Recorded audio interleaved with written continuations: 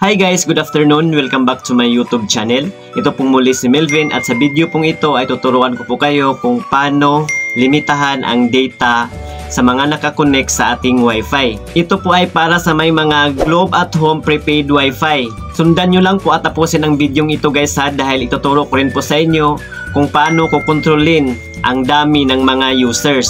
Lalong-lalo na po kung tayo ay may online business. Kailangan natin dyan ang stable at mabilis na internet connection. Disclaimer lang po, ang bidyong ito ay hindi po sponsored ng Globe guys Kaya bago ko po sisimulan, sa mga di pa nakasubscribe sa aking YouTube channel, pakiclick yung subscribe button na nasa baba at pakihit na lang yung bell para updated po kayo sa aking mga tutorial videos na i-upload. Maraming salamat po. So let's go! Mag-i-intro muna ako guys.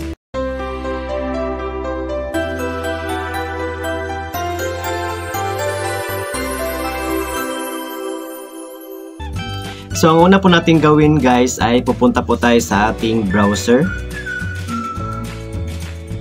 At sa search bar, i-type natin yung IP address. So, magkapareho lang po lahat ng Globe at Home ang IP address guys. So, 192.168.254.254. So, i-click lang natin itong enter.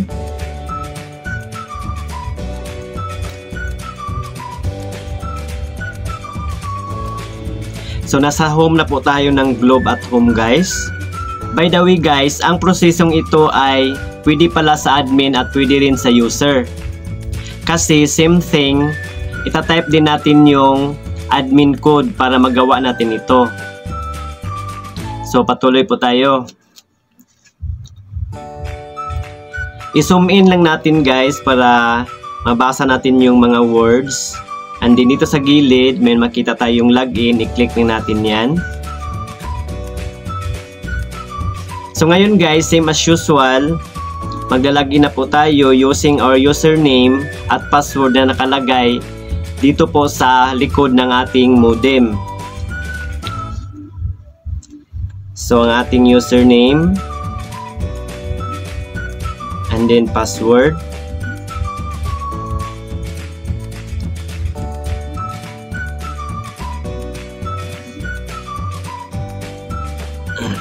Then i-click natin ang login.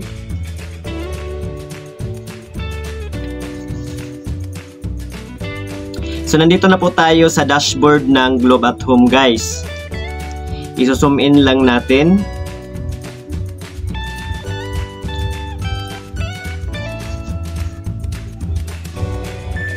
So dito po tayo sa device settings guys. I-click lang natin itong device settings.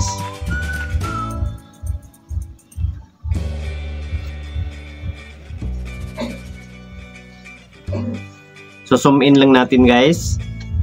So dito sa device settings guys, dito po natin makikita yung mga devices na nakakonect sa ating Wi-Fi. So dito po sa wireless access device. So may makikita po tayo ditong number.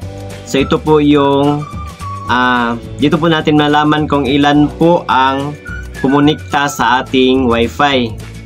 So tulad dito sa akin guys, may dalawang nakakonekta, 1 and 2. And then may nakalagay pa dito is ID, host name, IP address, and MAC address. So dito sa host name guys, ito po yung mga model ng device na nakakonect sa ating Wi-Fi. Tulad nito guys, itong una, V2247. At itong pangalawa, Vivo 1907. Actually guys, parehong Vivo po yung nakakonekta sa aking Wi-Fi ngayon. At sa akin lang po itong dalawang nakakonect ngayon guys. Itong hawak ko ngayon guys, at itong gamit ko ngayon sa aking pagbi-video record. So ngayon guys, ang unahin po natin ay kung paano lilimitahan natin yung data sa mga nakakonect sa ating Wi-Fi. So next po natin gawin guys ay i-click natin itong advanced settings.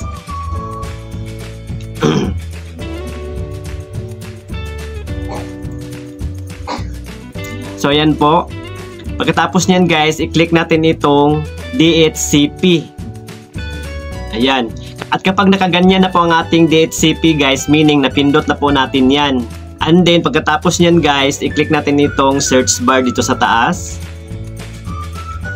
At i-edit natin yung link guys. I-click lang natin itong may edit icon dito sa gilid. At itong sa last guys na nakalagay sa link na may router underscore setting, i-delete natin ito guys.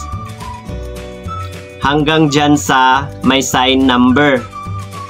At papalitan po natin ng flow underscore setting.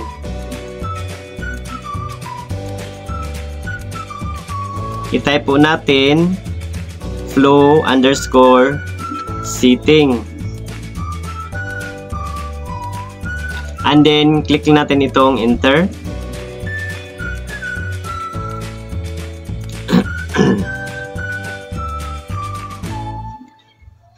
Zoom in lang natin guys ha.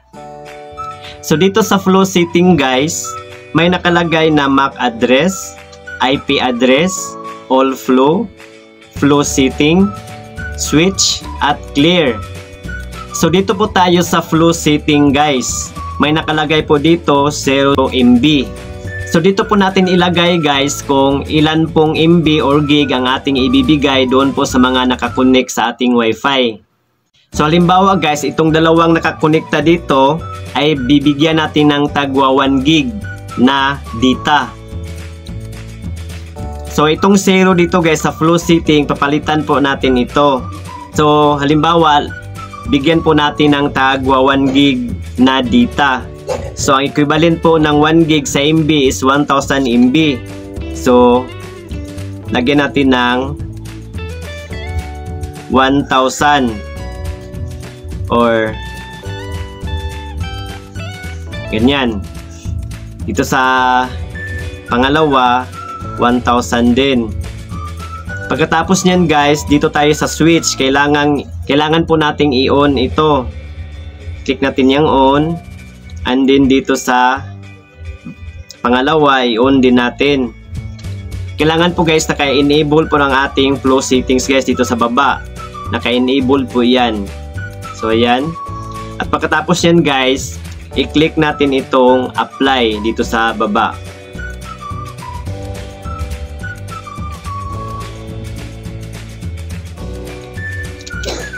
Ayan, success na po guys. So yung mga nakakonekta sa atin guys, kapag lalagpas po sila ng 1 gig or 1000 MB, ay automatic po na madidisconnect ang kanilang internet connection. So yun po yun guys.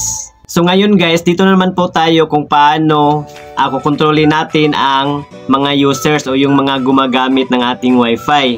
So balik po tayo sa balik po tayo sa device settings guys. I-click natin itong device settings. Ayan po. And then i-click natin itong Wi-Fi settings guys, itong nasa pinakababa. Pagkatapos po, i-click natin itong SSID settings. So yan po, may makikita po tayong network name, security mode, passphrase, at MAC station number. So dito po tayo sa MAC station number guys.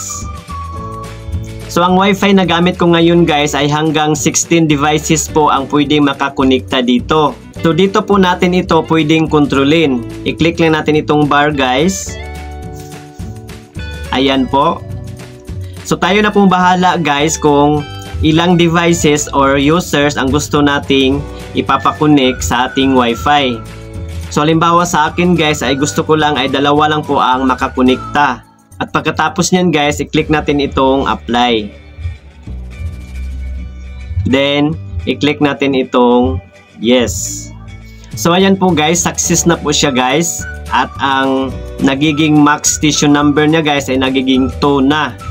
So ganun lang po kadali guys. At sana may natutunan po kayo. Paki-like na lang po sa video ito kung nagustuhan nyo. At paki-share na rin po sa iba para may idea din po sila. At para sa iba ko pa pong mga tutorial video about Globe at Home, uploaded na po sa aking YouTube channel yung kung paano i-open line at kung paano papalitan ng network name at password ang ating Globe at Home prepaid Wi-Fi. Nasa description area lang po yung mga link guys, paki-click na lang po. At para sa iba pa pong mga katanungan, pakisulat lang po inyong mga tanong dyan po sa comment section sa baba. So yun lang mga po guys, maraming salamat sa panonood. God bless us all. Goodbye!